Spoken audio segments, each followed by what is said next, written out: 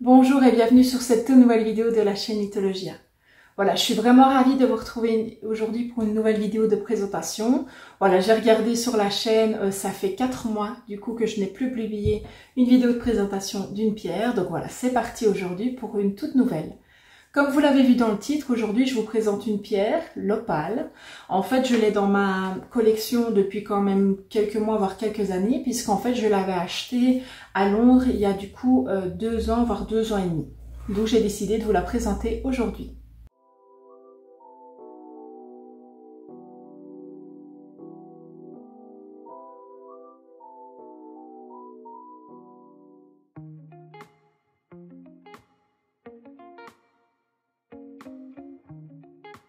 Tout d'abord, d'où vient du coup l'origine du nom opale? Alors il faut savoir que son origine est un petit peu incertaine, donc ce que je vais vous dire ici c'est des suppositions. Donc la première supposition c'est que ça viendrait du sanskrit upala, qui voudrait dire pierre précieuse. La deuxième signification proviendrait du latin opalus ou du grec opalios, qui veut dire pour voir un changement de couleur. Au niveau de la provenance de l'opale, donc comme les autres pierres que je vous ai déjà présentées, évidemment, elles proviennent de plusieurs endroits de la planète, mais principalement du Pérou, du Madagascar, d'Éthiopie et du Mexique. Au niveau de la couleur de l'opale, en fait, elle peut avoir plusieurs couleurs. Je pense que vous l'avez vu du coup, voilà, dans le petit moment de présentation que je vous ai montré sur la roulante. Voilà, ici, moi, la mienne, elle est relativement transparente, un peu bleutée, mais il faut savoir que les opales peuvent avoir plusieurs couleurs différentes, donc je vais dire, celle du voisin pourrait très bien être très différente du coup de la mienne.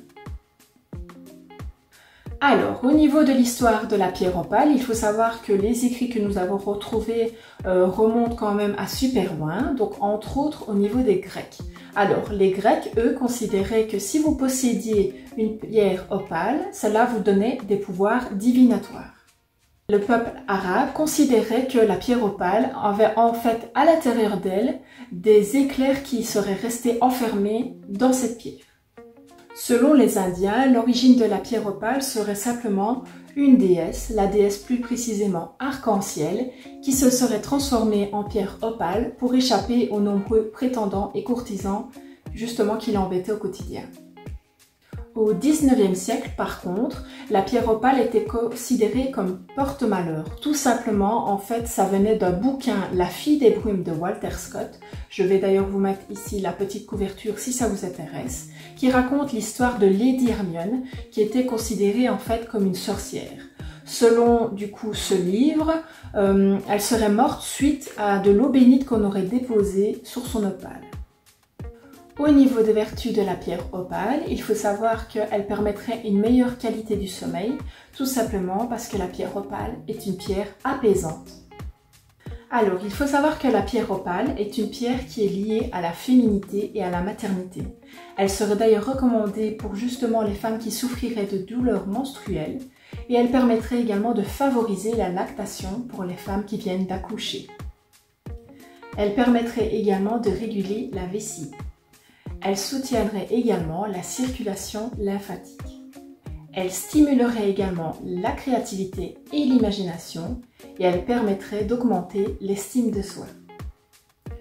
Au niveau de la purification et du rechargement de la pierre opale, il faut savoir que vous pouvez la purifier soit par fumigation ou par trempage dans l'eau et au niveau de son rechargement, c'est à la lumière de la lune.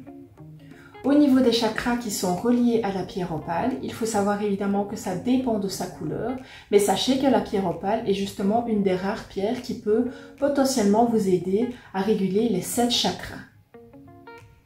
Voilà, c'est donc ainsi que je vais clôturer cette toute nouvelle vidéo de la chaîne Mythologia.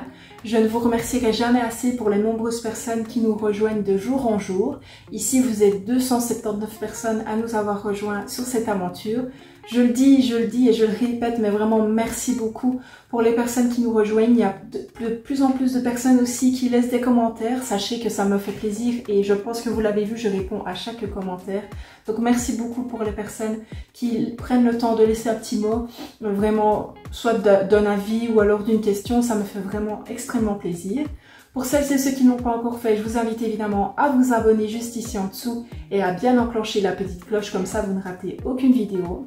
Pour les autres, évidemment, je vous invite à liker la vidéo si en tout cas elle vous a plu et peut-être à lâcher un petit commentaire, voilà, pour me donner votre avis ou tout simplement pour échanger avec moi.